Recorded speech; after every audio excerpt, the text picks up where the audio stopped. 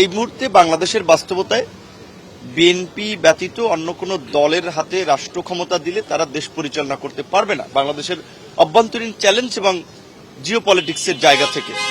So দেশের স্বার্থেই কিন্তু এই মুহূর্তে আমাদেরকে বিএনপিকে সহযোগিতা করতে হবে, যেই কারণেই কিন্তু দলীয় স্বার্থের চেয়েও আমরা জাতীয় স্বার্থে বিএনপির সাথে আছি।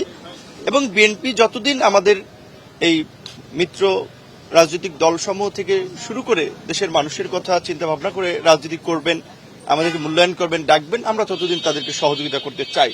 কারণ এই বাংলাদেশের গত 5 দশকে আমরা দেখেছি যে বাংলাদেশের যেই জায়গাটিতে যাওয়ার কথা ছিল দুর্নীতি দুঃশাসনের কারণে সেই জায়গাটি যেতে পারে নাই।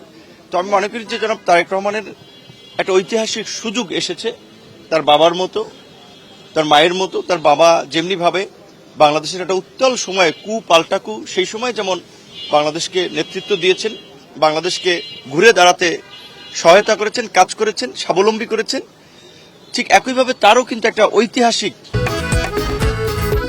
খাবারের পছন্দ ভিন্ন হলেও মজার বেলায় সবাই এক সময় এবং সুযোগ তার জন্য এসেছে যে আগামীর বাংলাদেশের নেতৃত্ব দিয়ে গোটা জাতিকে ঐক্যবদ্ধ রাখা এবং বাংলাদেশের একটা স্বাধীন স্বতন্ত্র একটা পররাষ্ট্র নীতি গ্রহণ করা, বাংলাদেশের গণতন্ত্রের একটা প্রাতিষ্ঠানিক ভিত্তিকে শক্তিশালী করা। তিনি ইংল্যান্ডের মতো একটা দেশে থেকেছেন, সেই সমস্ত দেশের গণতন্ত্র উন্নয়ন দেখেছেন, সেই বিষয়গুলো আমরা আলাপ আলোচনা করেছি। না, আমরা আশাবাদী এবং তার কথাবার্তিতে কোনো আন্তরিকতার ঘাটতি নাই, তার প্রচেষ্টারও কোনো ঘাটতি নাই। এটা আমরা আন্দোলন সংগ্রাম থেকেও যখন আলাপ আলোচনা করেছি আমরা দেখেছি এবং তিনি পরিষ্কারভাবেই বলেছেন একটা খুবই হেভি স্ক্যাজুয়ালের মধ্যে মিটিং এর মধ্যে প্রতিনিয়ত আছেন এবং তার দল কত সিরিয়াস সেটা তো দেখেছেন যে, বা আমাদেরকেও জানিয়েছেন, আমরা এটা উপলব্ধি করেছি যে ম্যাডামের মৃত্যুর দিনেই কার্যত আপনার হেভিওয়েট নেতাদেরকে কিন্তু বহিষ্কার করেছেন। তো এরপরেও আরো যে জনের পদক্ষেপ নেওয়া দরকার তারা সেটা বিশেষ করে মিত্রদেরকে জেতানোর জন্য বা মিত্রদেরকে সহযোগিতা করার জন্য তারা নিবেন, এটা চেয়ারম্যান সাহেব, মহাসচিব সবাই আশ্বস্ত করেছেন এবং আমরা আশাবাদী।